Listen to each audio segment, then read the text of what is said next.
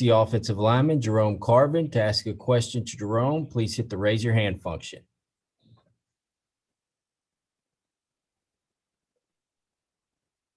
We'll start with Eric Kane, and then we'll go to David Ubbin. Hey, Jerome, just over halfway into spring practice so far, new offensive line coach, new coaching staff, new scheme. How would you say that you are adapting to this level of play on offense and, being coached by Glenn Ellerby? Man, everything's been going great. It's been a transition early on, learning a new playbook, but man, we took strides, man. This offense is fast, tempo offense. So we got to learn quick. And it's really been going great this spring.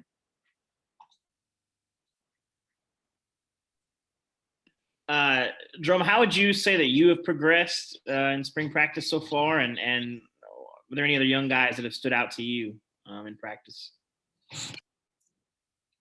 Well, I progressed. We're just really working on little things, man, small details, man, hand placement, man, just simple as getting 2 feet in the ground, man, on contact.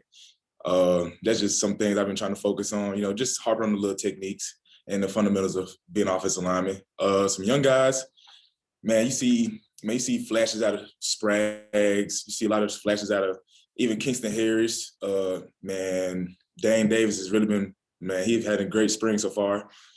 Man, and, Coop, those guys right there, man, they're making a big stride this spring. So I'm glad they had a spring, man. This is great for them. Patrick Brown and Rob Lewis. Hey, Jerome, we talked to Coach Ellerby after practice yesterday, and he mentioned that he had recruited you when you were coming out of high school. I guess he would have been at Missouri at the time. What do you remember about him as a coach then, and kind of what was it like having him come and be your coach now? Yeah, he was at Mizzou when he recruited me. Pretty much the same thing he's been harping on, man. He's big family guy. He's as an O-line coach, man, very detail oriented. Harps on the little things as most O-line coaches are, man. And he really emphasizes small things, man, very detailed things, that to separate yourself and that can really, man, boost your level of play. He mentioned that he was kind of glad that he didn't get you at Missouri, obviously, but he was glad to get a chance to coach you now. What was his first, I don't want to say reintroduction when he came to Tennessee? What was kind of one of the first things he said to you when he got the job here? Yeah, he was kind of like it, man. Everything's full circle, man. They recruited me really hard coming out of high school. Decided to come to Tennessee, man, and it's just my first conversation with it was just, man, picked up from where we left off, man. Just came full circle. Jerome, you mentioned the up tempo. How much of a challenge has that been for the offensive lineman conditioning wise to get used to running as many plays in a game as Coach Heupel wants to run? Really hasn't been difficult.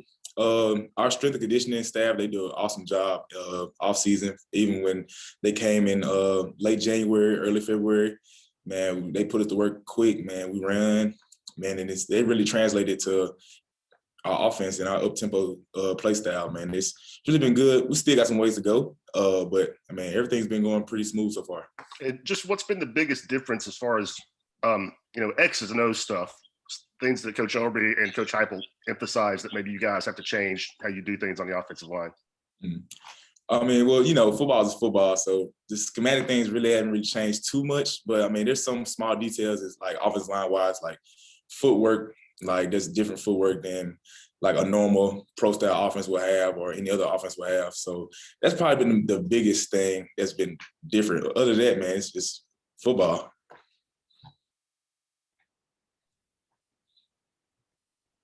Vince, then Ben McKee.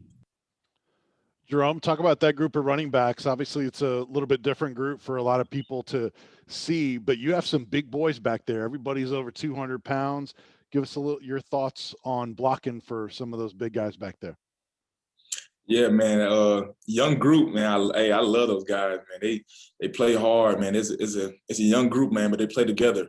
Starting with Jabari Smalls, man. He's gonna be a good back, man. He's probably maturing. I mean, he's still a young guy, still a sophomore. So he's been practicing pretty well. D Beckwith, man, his big back, man. He runs like it too. So I love when D gets in there, man, changes up, man. Jalen Wright, he's gonna be a good kid. He's showing flashes, man. He's an exciting player. Tyon Evans, even he's an exciting player as well. Come from JUCO. So just that whole room, T. Hodge, saying, not leave out anybody. Like, man, that whole room, man, the room is going to be exciting to watch.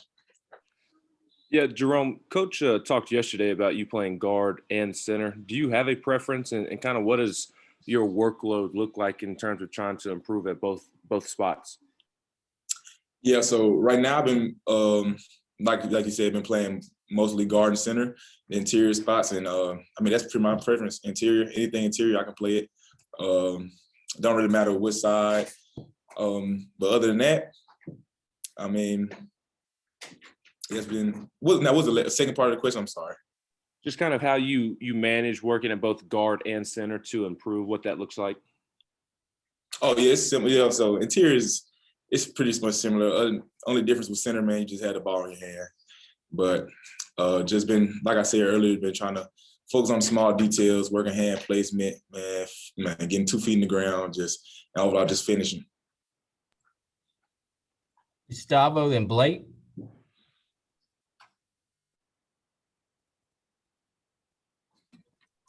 Jerome, 9 practices in. So how do you see your development of the O-line? You mentioned you have to, learn a new offense, a really fast offense.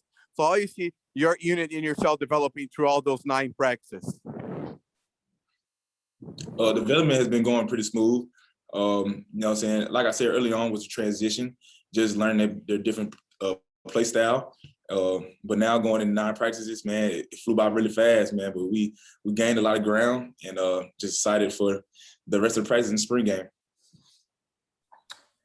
Jerome, what would you say is the most exciting part of this offense for a player, and then what's the most challenging part to learn?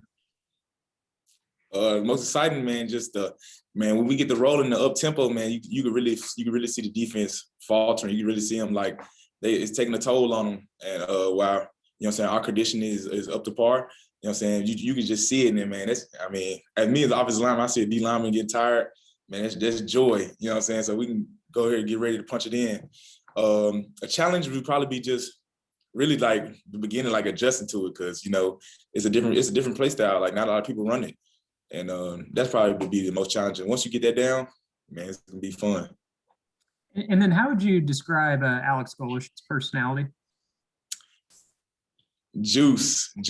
I would say Coach Golish has a lot of juice. Our offensive coordinator, man, he makes sure he has juice every day, brings it, makes sure, he pours into us as what he has in him. And, we appreciate him for that.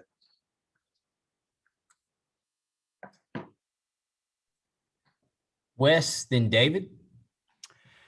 Hey, Jerome, in terms of getting going again and learning a new offense, was that something that you kind of had to get yourself motivated to do it first? Was there some hesitancy there, or is that just change part of it and you got to roll with it? No, you just roll with it. Man, playing football, man, it's still fun, man. It's a fun game. It's college. I have fun. I enjoy playing football. I enjoy learning. I feel like I'm a true student of the game. Just from the X and O standpoint. Once you adjust, once you go through the hard parts of the transition, like you said, man, it's really smooth, man. You just really get honed on the small details. Jerome, you've said a couple times the small details. What are some examples of those things where you've seen Coach Ellerby have that? And then secondly, toughest defensive player to block on this roster right now? The small details is like, I'm not trying to repeat myself, but man, just hand placement in the run game, just eyes and pass pro. Make sure your eyes on your right man, or make sure you're in the slide. Make sure your eyes are in the slide. Footwork, like just making sure you, like I said, 2 feet in the ground, and just those are small examples of small details. And your second question, the hardest guy to block. We got some guys up front that can really play, man. Starting with Elijah Simmons, he's a load up front, man. It's fun going against Elijah. Matt Butler, a veteran guy, been playing for a long time. He hustles. Like he really works. You got to outwork him. He's a hard player, hard working player. And another guy, Darrell Middleton. Darrell, you know what I'm saying, older guy, you know what I'm saying, has experience playing football, man, and he's a hard guy too. Eric Kane and Patrick Brown. Hey, Jerome, kind of going off what Rob asked a little while ago, different offense, different scheme. I keep hearing vertical run lanes. And so it makes me think a lot more zone in this offense. What are some of the biggest difference in the blocking schemes from what you guys have been doing to what you're going to be doing? Well, from the zone scheme point of view, I mean, it's all the same. We're on a version of inside zone, run some. The only thing really different about the zone scheme is probably the outside zone and just like I said, the different footwork about it. But other than that, man, it's still zone scheme. Another thing that's like probably different than other offenses, like, man, the man scheming. And not to go into big detail, but like it's not like a big scheme that everyone runs. And that's what really separates this offense from any other offense I've been in. Jerome, I know last year was a free year of eligibility for everybody, but you're going into what would be your senior year. Is it kind of hard to believe you're at that point of your career? Does it feel like it's flown by at all? And do you kind of feel like you have to be an upperclassman and a guy that kind of leads by example or leads vocally for some of your younger guys on the offensive line? Yeah, man, it feel like 4 years flew by. I feel like, man, just a year ago I was a freshman.